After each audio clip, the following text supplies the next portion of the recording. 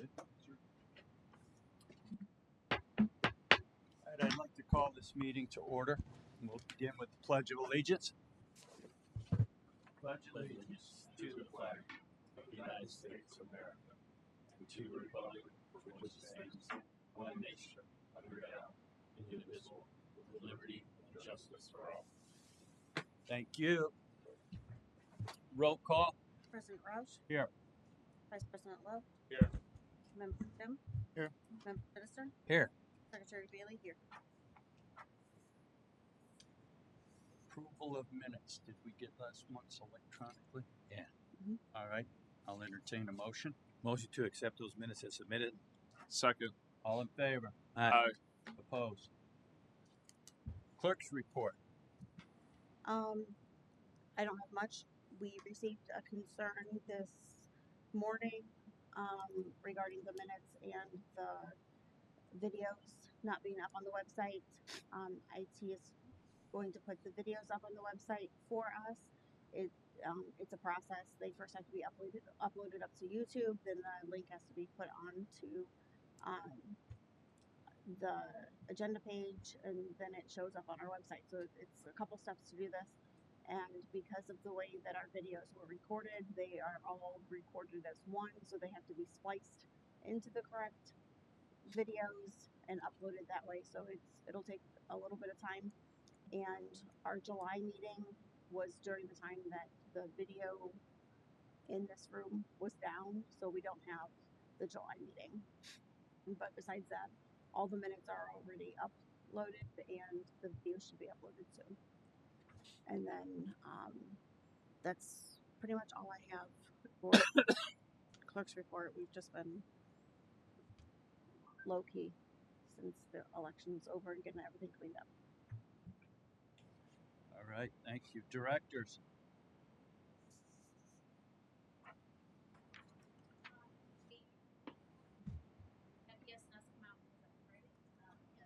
And look at the the 850, and it's not super fruitful. They ran some mail-in ballots of their own, and those went through fine. So then we just kind of had a dialogue back and forth about, well, the issue was really the express vote ballots that were the ones that we had, close to 50,000 to count, and they didn't bring any of those to test machine with. So he said he would be back out in January, and would make sure that he had that type of ballot to run through the machine at that point. That's really probably about the most exciting thing going on. Like Jess said, lots of registrations, office girls are staying steady, but yeah, nothing really other than that. Trying to get the office in order that we wanted. We kind of moved in a whirlwind, so stuff's still pretty much everywhere. That kind of stuff organized, getting the stuff from the election archive, move it away. I told Tara and James I need to take a box of archived ballots from absentee over there for them to test. We didn't know they were going to be out testing it that day, so we weren't prepared for them. So they just came out to look at a couple of the other machines that we had issues with. And he has 200 that have been broken for a while. And a couple express votes that we had issued on election day. So we weren't sure that we didn't going to do the 850 because a ticket was never even put in that our 850 was working. So does ES&S plan on coming to our next board meeting? Yes, they're coming on the 16th. And it's the vice president of account manager that's coming. His name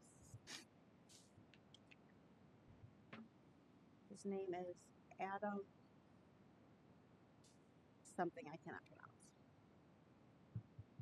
And is he aware of the facts and circumstances about what happened on election night? Never spoke with him. I have no idea. I don't know what he's been told. Is this guy a bean counter or is he a mechanic? He is Becky's boss's boss. Because Becky is account manager. We'll get to the bottom of it. Yeah. So the person that came from ES&S a few days ago, That is a tech. okay. he was aware of a problem with the 850, or Because I told him. And he had Oh, talked about, like, because we have some DS200s that, like, we don't use all of our DS200s. So there's some in the bottom, in the basement that we've had problems with in the past. So they've always just put them off to the side to be dealt with a later time. The last time he was here to do our maintenance on our machines, he saw those DS200s. So he had called and asked if he could come out and take a look at the DS200s that were down there because they had like a down week where they didn't have anything going on. He was going to be in the area, so I was like, yeah, yes, you know, that's fantastic. We'll take a look at them, see what's wrong with them, fix them. I mean, and some of them stupid little things like the door won't shut right and stuff like that. But when he called, I said, "Are you going to look at the 850 too?" And he was like, "What are you talking about?" So I told him kind of a little bit that was going on with it. And he was like, "Oh," he's like, "Okay, well, let me see. I know a lot about the 850s, but let me see what I can find out what's going on." And I said, "It's like there's no ticket in here with what's been down on election day." And he's like, "What?" And he was shocked. He said he sees all as much as we were? Probably not. Probably not. But yeah, he was not aware of the issue with healthy air ticket being for it. Well, and he seemed concerned that we were using compressed air on it, and seemed concerned about a couple other things that were being done to it. And when Tara said, "No, we did not do that, the ES&S personnel did that," then all of a sudden he would be quiet about it. But when he thought it was us doing it, then it was a problem. So my memory of that evening, we didn't have a lot of time to spend talking about that. You guys were all busy coming up with a new plan, how we were going to cut those ballots. But it seemed to me, one of the things that stuck in my head was that this problem, whatever it is, showed up at like 250 ballots in the counter. Does that make sense? Am I remembering that right? Oh, I think It was very low. Yeah, it was very low. It did like what, center precinct, small center precinct. Small. Yeah. Out of all the ballots that were 7,000. I thought it was closer to 11, but it was. That one ended up going through that machine that entire time. Like as we ran almost 38,000 by hand with this DS200s. That machine. I think the total was like 13, but of those 13, almost 5 were mail-in. So those are those bigger ballots. It really seemed to struggle when we ran the express vote ballots through there. And I reminded the tech of that because he kept running these mail-in ballots through, and I said, well, the real issue for us was we had almost 50,000 of those express vote ballots. And he goes, oh, well, you're probably one of the only, like, one of few counties that we have that would even use that counter for that type of ballot. And I was like, So they're introducing all of these prohibitions about how we can use their technology. So That's bizarre. one card out there. I'll send it to you guys. And on the one card I sent it to Tara too, the 850, it literally says folded absentee ballot counter. Mhm. And those express votes, they're folded in half. It's not like it's put together like an origami swan. They're folded one time in half. And you're telling me that thing can't read a piece of paper that's folded in half? And we've never had an issue with that before. Right. That's the big That's part a big too. point right there. Well, it's Election. supposed to Never be able to do better than the 200. The 200 did not have a problem taking any of the ballots. So why did the 850 have a problem taking all of these ballots? And when I spoke with my colleague from Elkhart, he said that he puts coffee ballots in, he puts ripped ballots in, he puts all kinds of different ballots in, and they've never had a problem on their 450. So we have an 850. Why did we have a problem? And our card stock is not new. It's what we've used in previous cycles, right? Well, and again, everything is from them. And it's all from Yeah. Yeah. It's not like we have a third party vendor. Okay. their ink. We have to buy their Yep. their machines, their printers, Yep. their. I get it. Yeah. I think the thing that really upset me was the whole instead of when can we get out there to fix this problem, it was here's a quote for a new one. That Yeah. really put me over.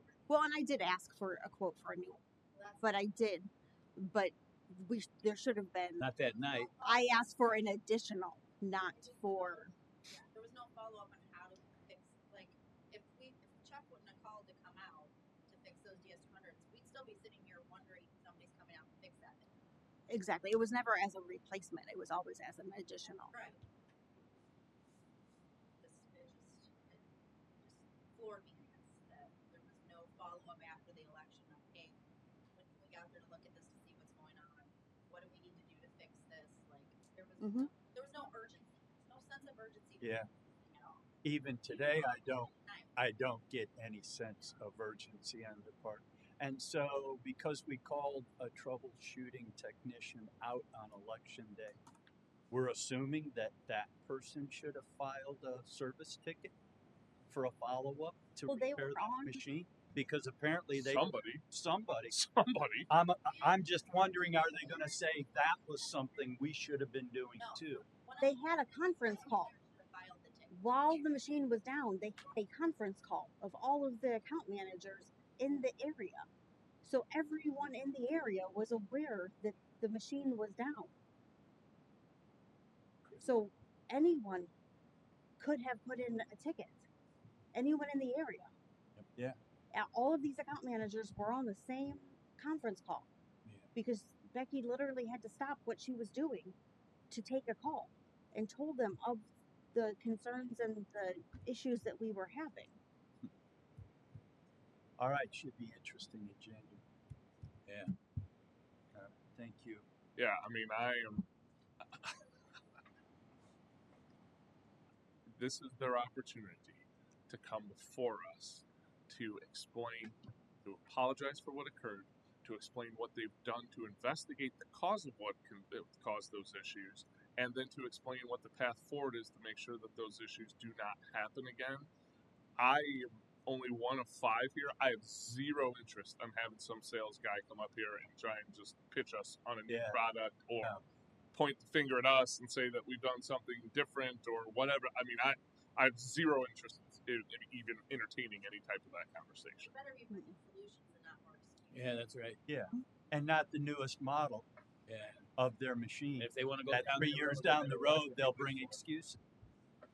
Apparently. The one thing that Chuck said when we were there on Friday, he had explained that, you know, this very well could be part of a paper issue that up in Michigan, he's seen this before, where there's certain like issues with certain ballot papers, and that's what he seems to be. And before I got into the whole conversation about that not even being the ballot that was the issue, I said, okay, well, tell me how to make sure that this never happens. Mhm. Are you saying we should take a sample of our ballot paper, run it through that counter to make sure our ballot paper is healthy before we start to print and mail thousands of ballots out? And he goes, oh, well, he goes, you know, that's just the thing, right? There's no way to prevent this. You just won't know until it's D-Day. And when I heard that, Not acceptable. Yeah. Not acceptable. That's bad. I just would never want to take that gamble.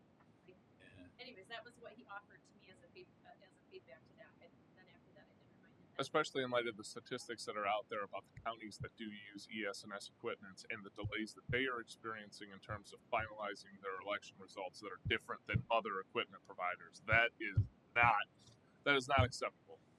I mean, obviously there's other parts of the county, the commissioners, the council that would be involved, but I mean, to come up here to sell us with other products, to say this is our problem, to say, you know, whatever it is, it's the paper on the ballots and no way to unacceptable. How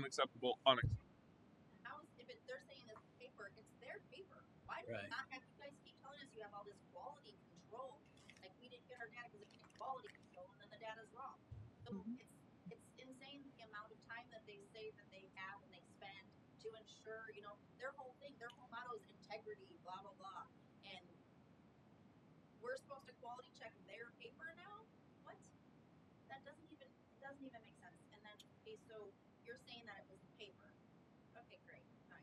That they come in packages of 250. So that all the packages were bad.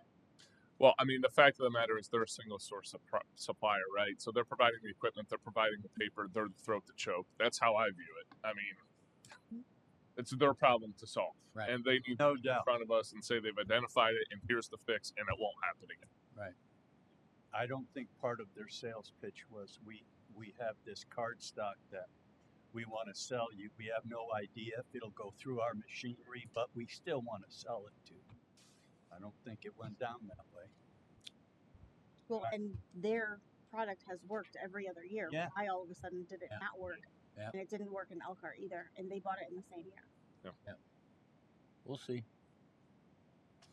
All right, thank you. Thank God we got a year off. Yeah, we'll have them here. But once a month. listen, I know what's going. We all know, and anybody in here knows that's been doing this any length of period of time. This is going to be a finger pointing experiment for as long as they think they can stretch it out and stuff like this, man, and everything. So I don't know. Well, I guess we'll see. We're going to see what's going to happen here and stuff like this. But and I tell you what, I wouldn't want to be them coming in here because, like you said, unacceptable, unacceptable, unacceptable. So we'll see where we end up. All right. Campaign finance report. Do you have any updates there? We have 2 waivers. 2 waivers.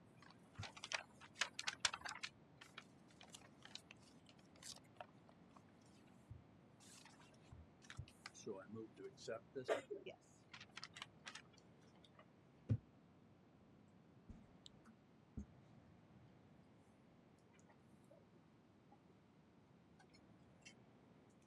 All right, I have a waiver before me on behalf of Robin.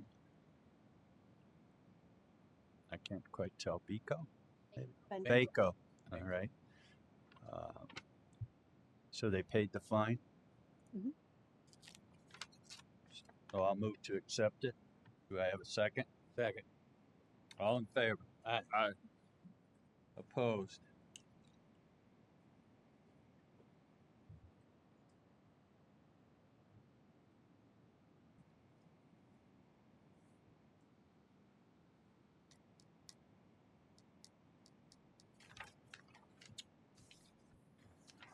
All right.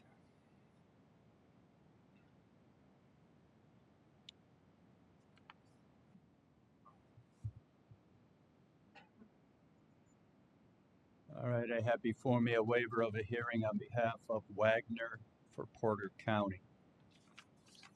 He's paid the fine in full. Do I have a motion to accept? So moved. Second. All in favor? Aye.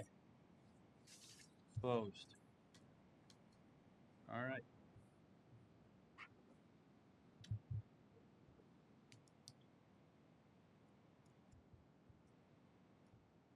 So dare we say maybe a bright spot?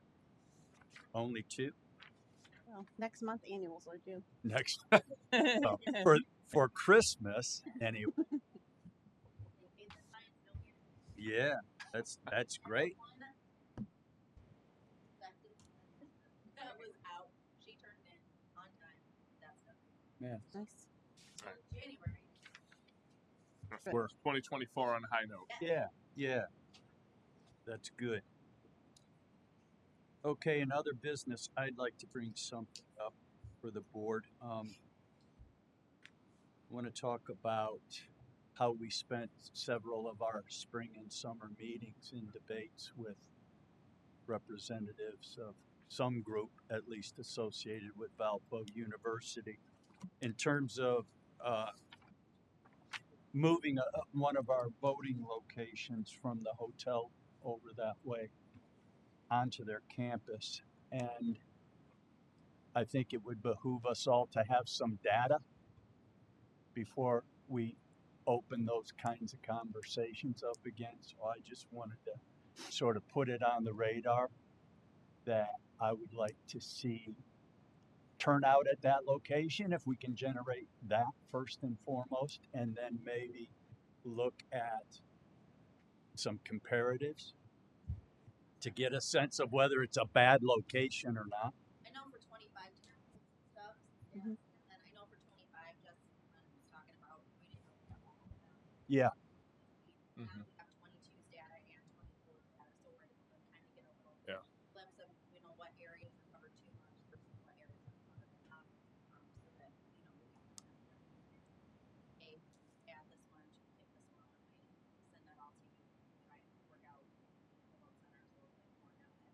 we've had them for a few years, we can post more information. Yeah.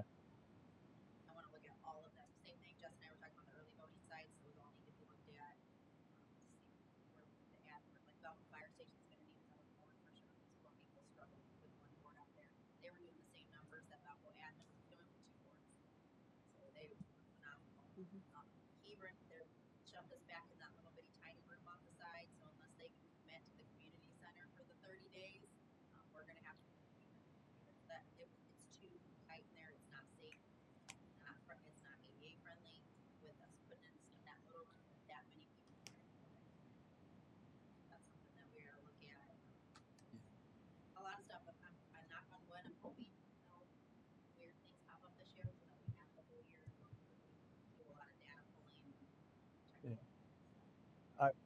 I would suggest though that like May, if we had a good hard study to look at, so that we can spend the final 6 months of the year negotiating with whoever might be interested in taking us.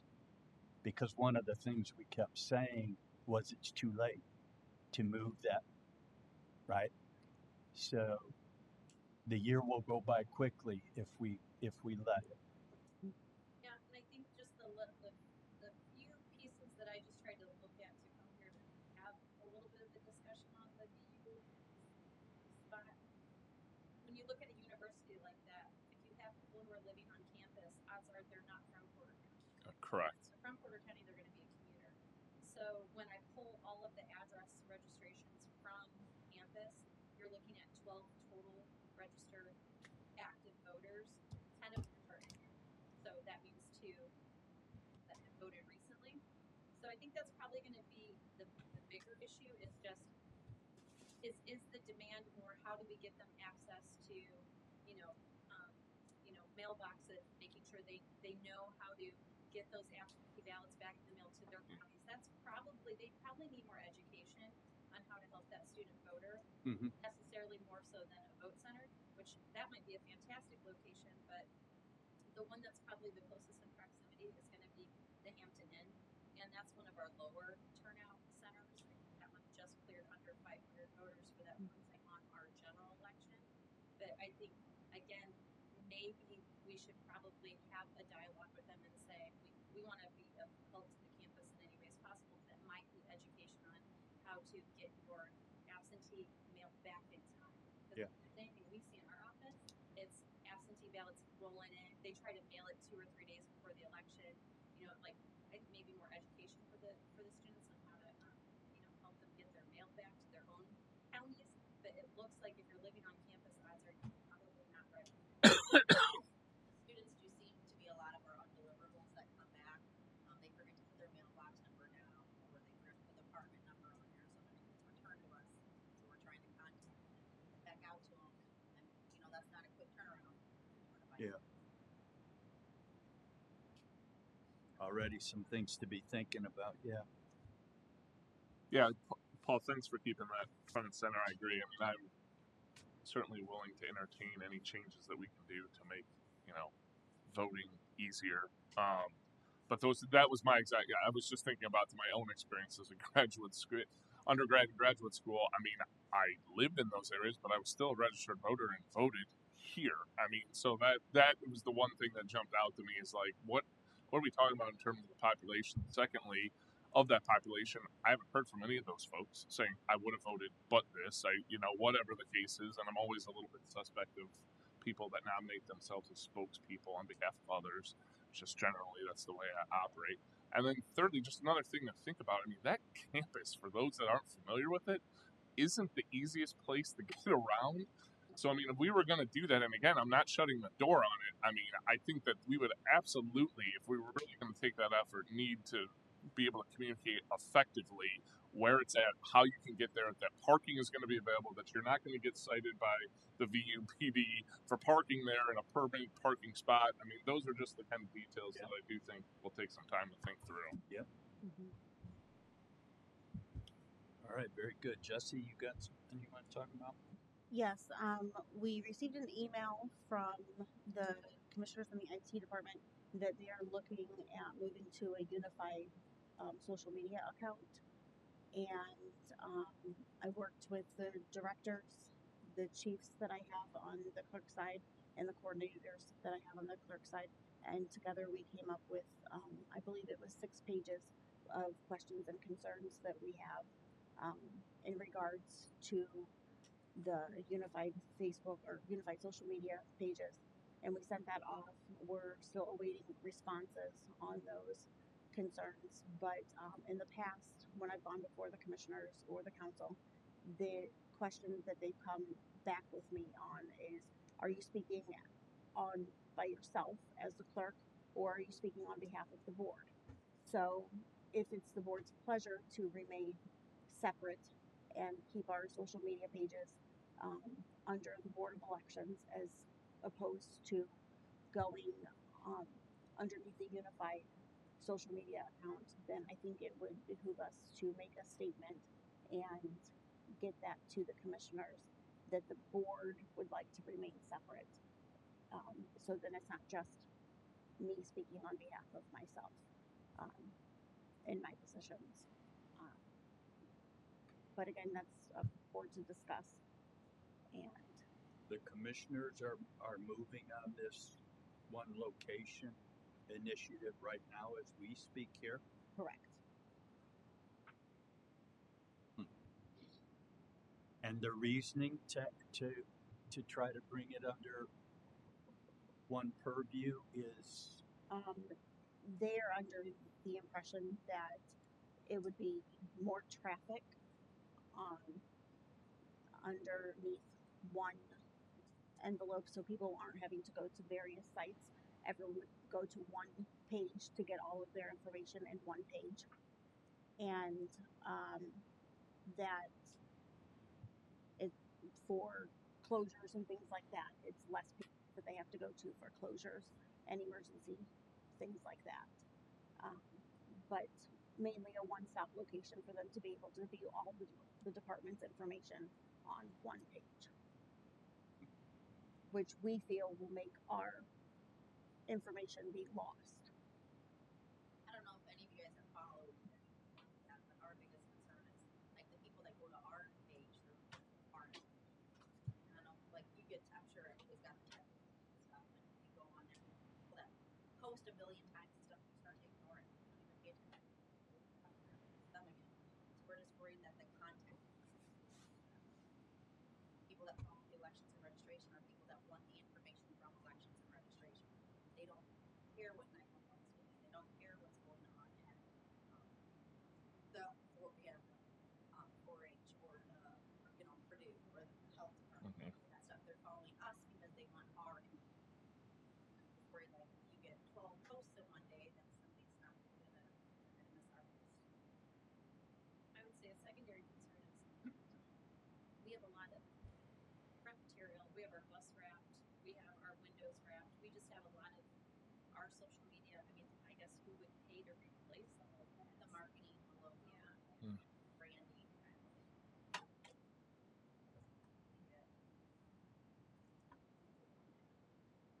yeah. The thing that I'm thinking about is a lot of the directive of this board, and therefore any work we do on your behalf. There's like Indianapolis place in this stuff. You know, we have certain mandates that we have to comply with that have nothing to do with sort of the county's governmental affairs, nice and tight, you know, and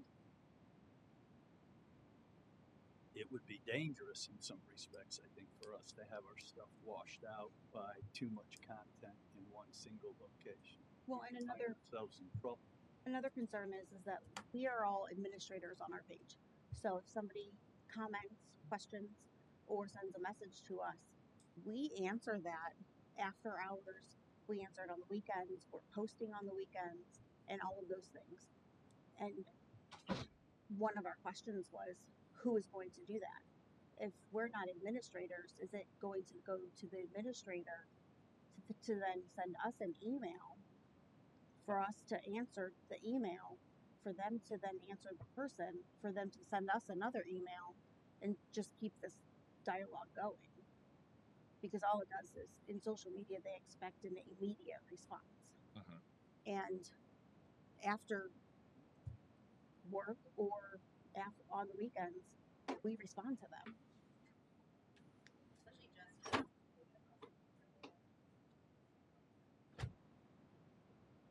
Yeah, it would seem to be putting a disinterested party in between your work and the public. You know, that can't be good. Well, and it's just going to delay the answer, like she said, because then they're unless you got to read it, see the email, get that back to them, and then they got to post it. Instead of an instant answer, it could be a day later. Mm-hmm. Especially when it comes to inspector pickup or things like that are only from 9 to 2. You know, if they're, where are we going again? Where do I go? You know, things like that. Yeah. If we're not answering it immediately, well, it's the next day and you didn't pick up your items. Now we're calling you because you didn't pick up your items and, you know, something happened. We should have already known about that. Yeah, I'm not claiming we're more important than any other department in the county, but if you look at the priority of things and stuff like I do and stuff, what we do gets everybody in this county building elected.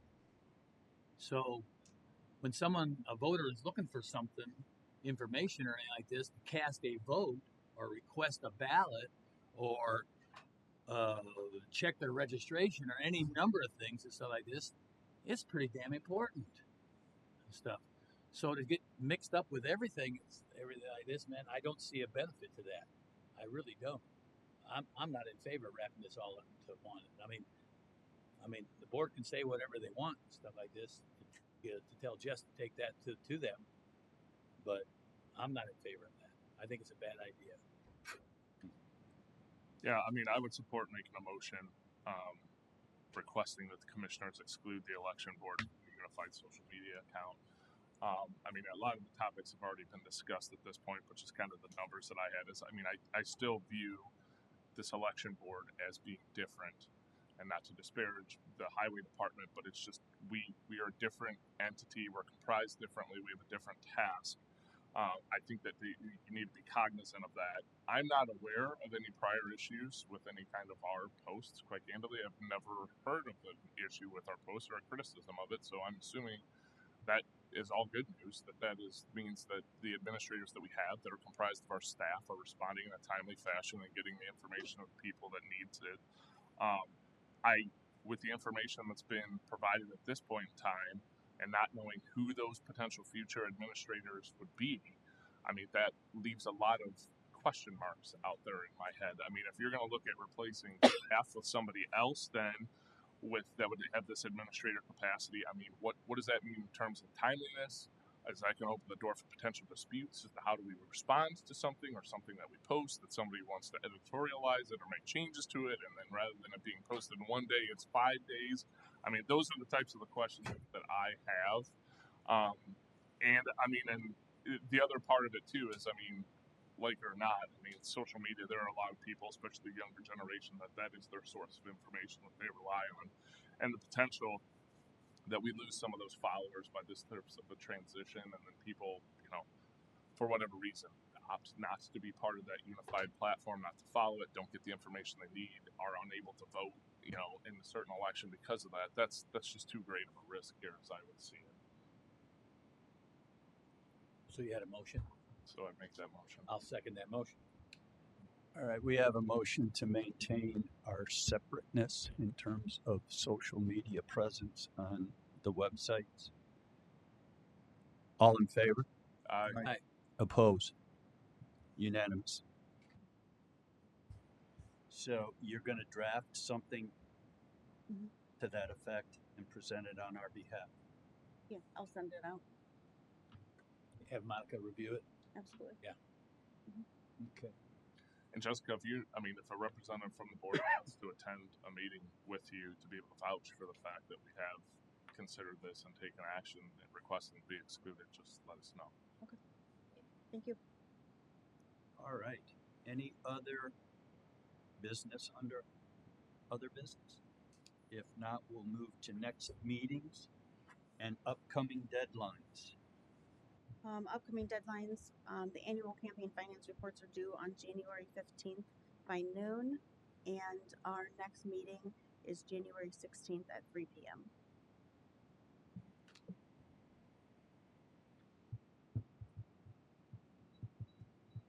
And that is the meeting we can expect ES&S or whatever. Yes. Yeah, okay, good. All right.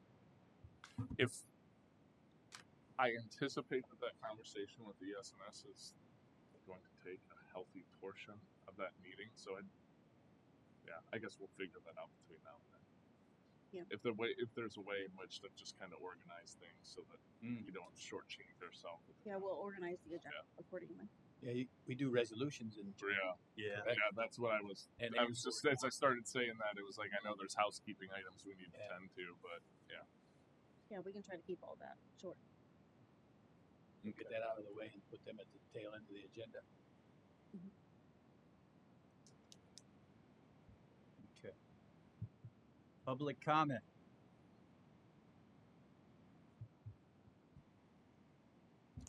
Seeing none, I'll entertain a motion. So moved. Second, All in favor? Aye. Opposed? Thank you.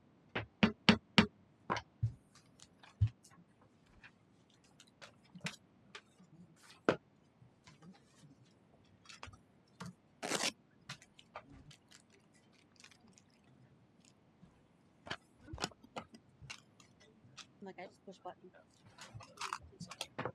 spend that change in the meeting talking Stop. sales. Yeah. That's gonna come in here. Just, like I want somebody that's intimately familiar with what has transpired, what's been done to diagnose it.